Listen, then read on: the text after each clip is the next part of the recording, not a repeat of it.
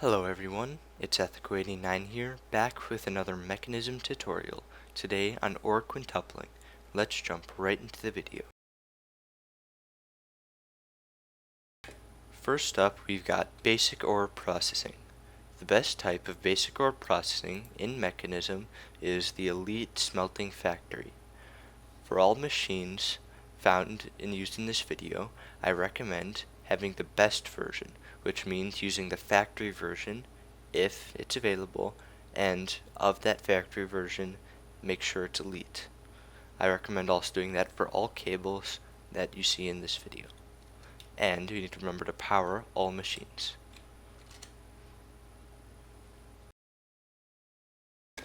Next up, we've got ore doubling.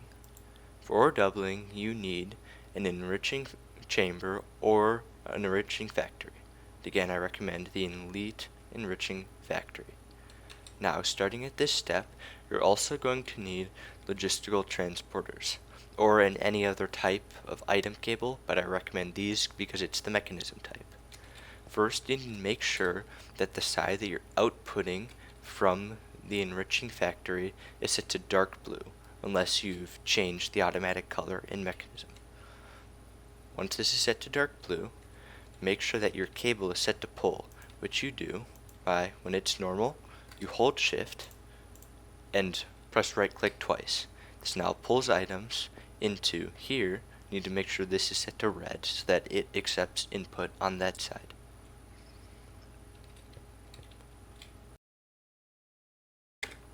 Next up, we've got ore tripling. For ore tripling, you're now going to need a few more machines. It starts with an electrolytic separator. For the electrolytic separator, you need, for this step, the oxygen, which is on the right side when you input water into an electrolytic separator. The water is inputted, and I recommend using an infinite water source from Nuclearcraft because they're one block water sources, and you could even use the normal version of a water source for most cases here because the electrolytic separator doesn't take too much. So, now, you just need to output to the right side of the electrolytic separator into a purifying chamber or a purifying factory. So, oh, my bad. These are only ultimate, but I would highly recommend having these elite in your setup. So, you pull it out, put it into here. This is where your ore is inputted. This ore, remember, set this to dark blue to output, this to pull, this to red for input, and this goes into an elite crushing factory. This crushes ore into dirty dust of that ore, which is then outputted into the enriching factory, and as goes as before. Now we're on to ore quadrupling.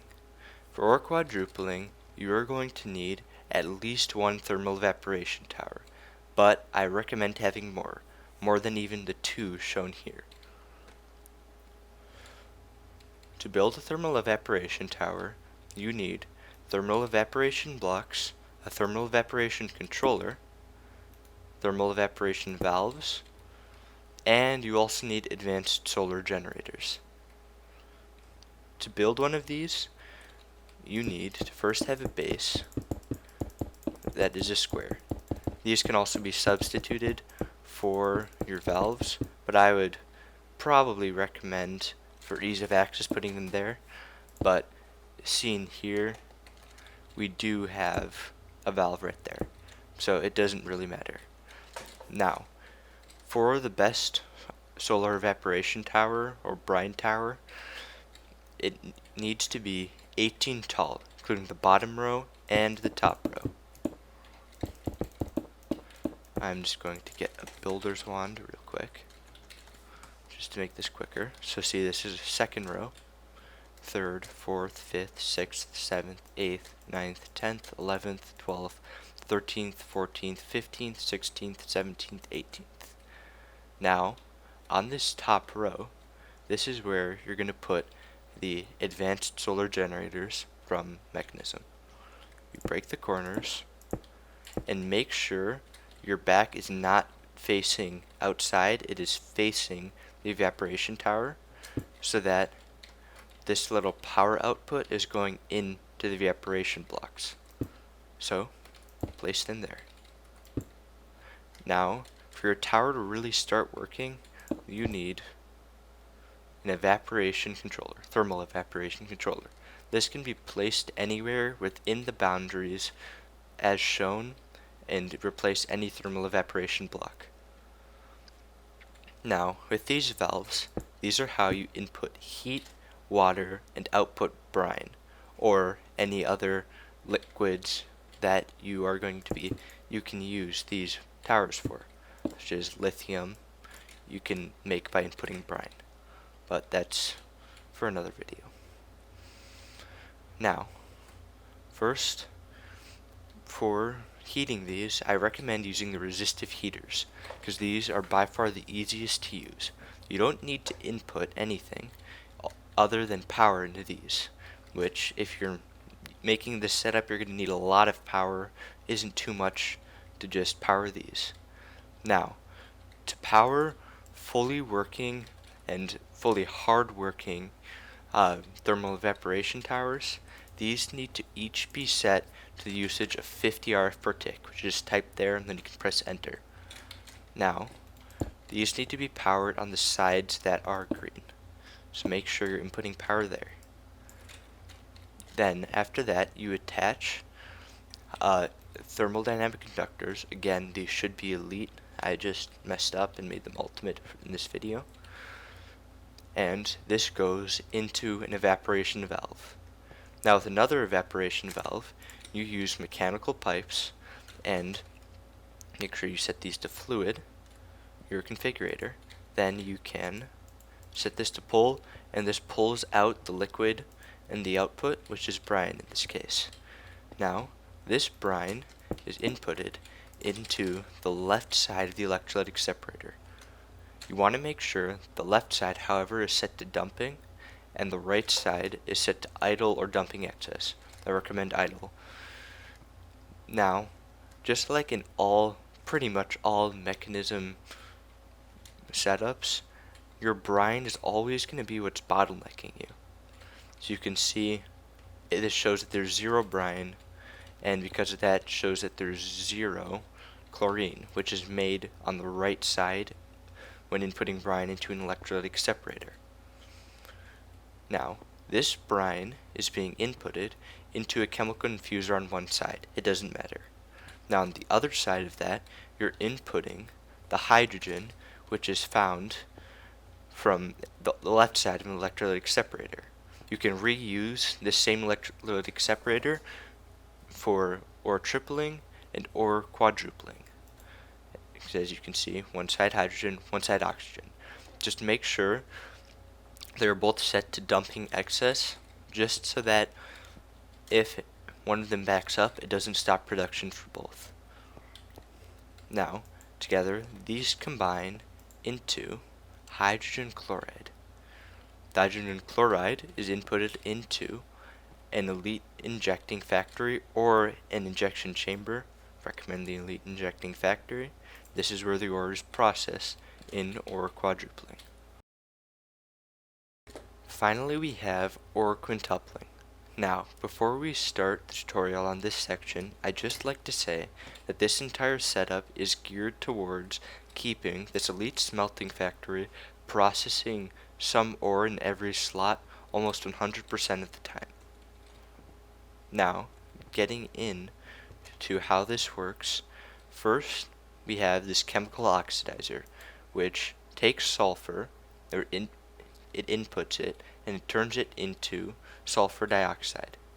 Now, what I think one of the best ways of getting sulfur is through mystical agriculture, and with mystical agriculture, putting the sulfur seeds in garden cloches.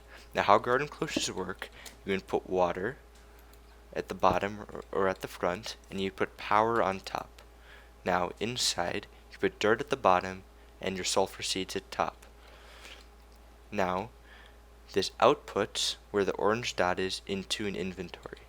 Now this doesn't work with cables, so I recommend first outputting it into something such as a small storage crate, and then pulling it out the bottom into an autocrafter.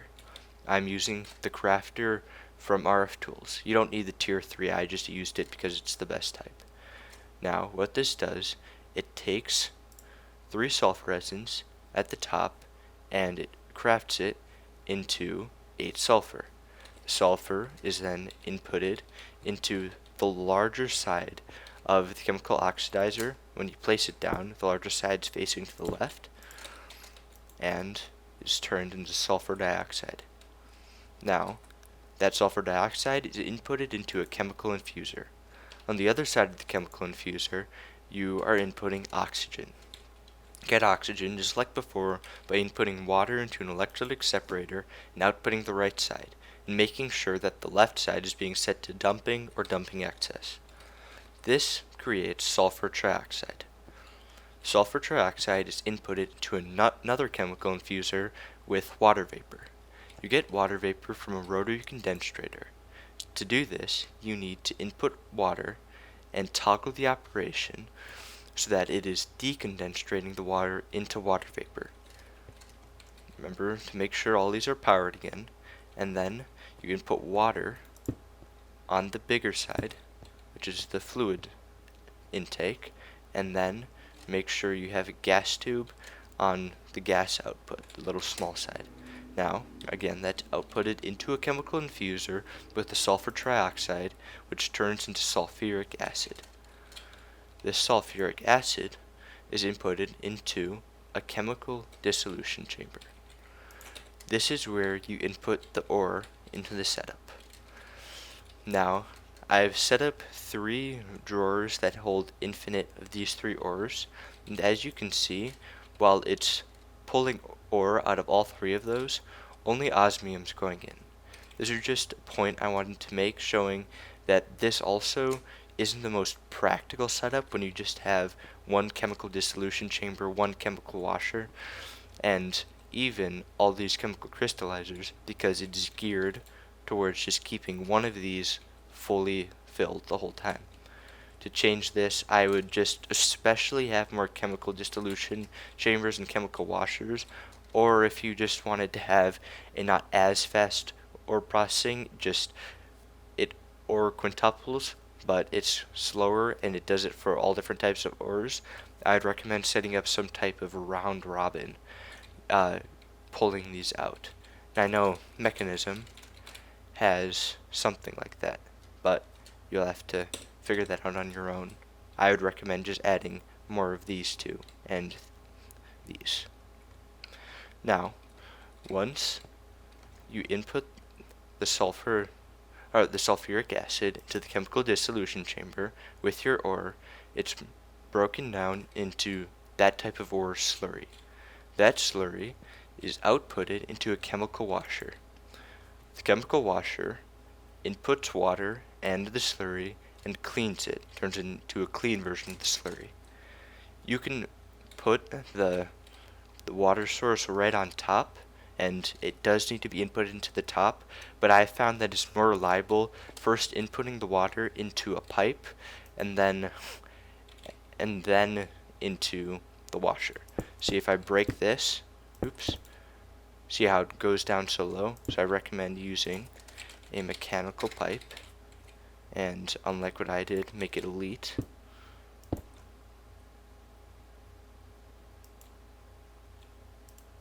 So, yeah.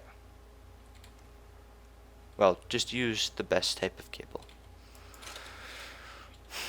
Next, this clean slurry is outputted into chemical crystallizers. These chemical crystallizers turn the osmium slurry, or the clean slurry for the ore, into that ore's crystal. You now output that into the injecting factory, which outputs into a purifying factory, which outputs into a crushing factory, into an enriching factory, into a smelting factory, which finally turns into ingots. You are done with ore quintupling. Anyways, guys, I hope you enjoyed the video. If you liked the video, please leave a like and maybe even subscribe. If you disliked it, leave a dislike, and maybe leave a comment and let me know what I could be doing better. Anyways, hope you have a great day. See ya.